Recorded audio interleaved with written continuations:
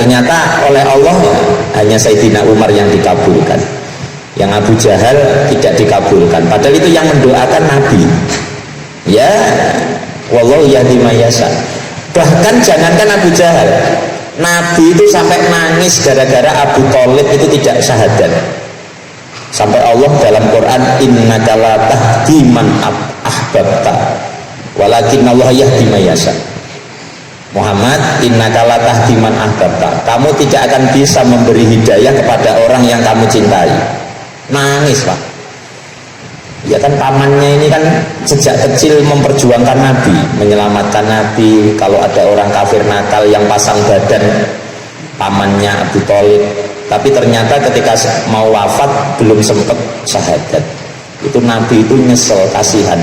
Akhirnya sama Allah ya, innaka la tahdi man ahbabta, kamu itu tidak bisa memberi hidayah orang yang kamu cintai. Walakinnallaha yahdi may yasha, tetapi Allah yang akan memberi hidayah may yasha, orang yang dikehendaki Allah. Nah itu dia. Jadi banyak ayat yang begitu banyak. Fama yuridillahu ayyahdiyahu ya yashrah sadrahu lil Islam, itu juga ayat. Barang siapa yang dikehendaki Allah dapat hidayah, yashrah sadrahu, maka hatinya akan terbuka menerima ajaran Islam. Yashrah sadrahu lil Islam, hatinya akan terbuka untuk menerima Islam. Banyak juga hadis yang menerangkan may yuridillahu bihi khairan yufaqihu fiddin. Kalau orang yang dikehendaki baik, maka sama Allah akan dipinterkan agama. Nah, itu termasuk sebab juga Pak, kayak ini tadi. Jadi salah satu tanda orang dikehendaki baik dapat hidayah, tandanya adalah yufaqihu fiddin, dipahamkan urusan agama. Nah, jadi makanya kita niat ngaji, niat memperdalam ilmu agama, ini bagian dari yaitu mencari sebab agar Allah menjadikan kita semakin menjadi baik dan terus baik. Allahumma amin ya rabbal alamin.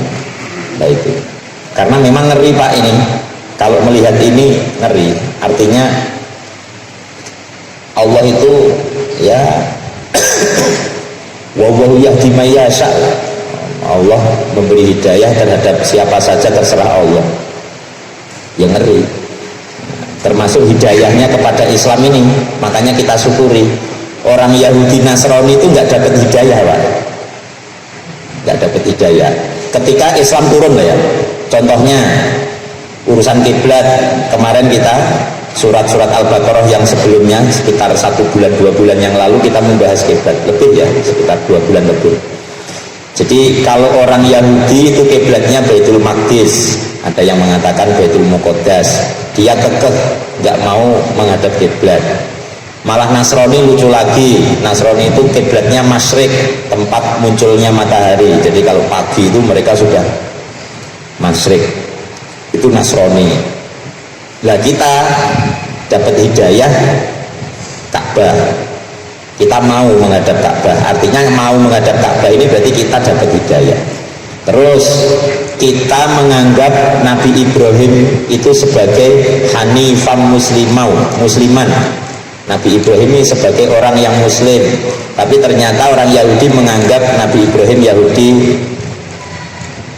Maka Ibrahimu Yahudi wala Nasroniyan. Itu kan gara-gara ayat itu turun, gara-gara yang Yahudi menganggap Ibrahim, Nabi Ibrahim itu Yahudi, yang Nasrani menganggap Nabi Ibrahim Nasrani. Tapi ternyata di Quran dikatakan Ibrahim itu hanifam musliman, muslim. Jadi artinya ya seperti kita, agamanya seperti kita.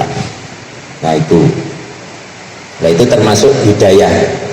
Nah, ada yang mengatakan yang Nabi Isa itu kalau di mata orang Yahudi orang sesat, akhirnya pengen dibunuh. Nabi Isa itu kan sampai mau disalib-salib itu kan orang itu Yahudi ngejar-ngejar Nabi Isa, mau disalib, mau dibunuh. Terus orang Nasrani malah mendewa-dewakan sampai Tuhan. Jadi nabi, jadi Tuhan, dianggap Tuhan. Jadi yang satu terlalu benci sampai mau mateni, membunuh, yang satu terlalu cinta sampai diangkat sebagai Tuhan. Lah kita tengah-tengah. Nabi Isa adalah tetap nabi. Nah itu sebagaimana ya memang Qurannya menyuruh begitu. Isa itu adalah nabi. Artinya kita dapat hidayah lewat Quran ini. Nah ini, jadi ini salah satu contoh hidayah seperti itu. Wallahu yahdi man yasha ila siratal mustaqim. Makanya terus kata ulama itu begini Pak, torekoh. Jadi ada syariat, torekoh, hakikat. Torekoh terbaik, torekoh itu jalan ya, jalan menuju Allah terbaik itu adalah tafakuh fiddin. Kalau istilahnya kita ngaji, itu torekoh terbaik. Karena kadang kita wiritan zikir itu ternyata hadun nafsi, pengen iso mabur.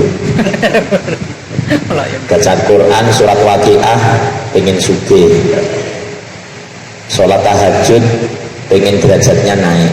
Tapi kalau kita ngaji ditata, tuntunan ditata, akhirnya terus jalannya ini menjadi siratal mustaqim, jalan yang lurus.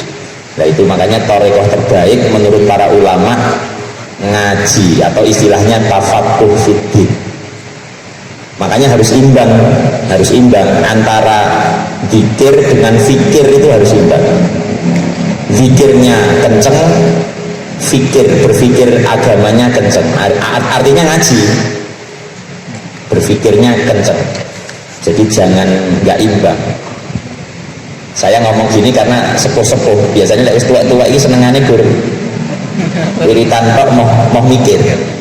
Justru semakin tua itu seharusnya mikir ke Allahnya semakin kenceng. Aku kira urip sampai suwi, apa yang sudah saya perbuat yang baik ini, mestinya kan terus berpikir. Nah itu ngaji. Nah, itu. Jadi ini penting deh, penting. Nah itu, jadi kalau kitab Ihya itu dengan berzikir orang itu tambah cinta, tapi dengan berpikir orang itu tambah makrifat, tambah kenal.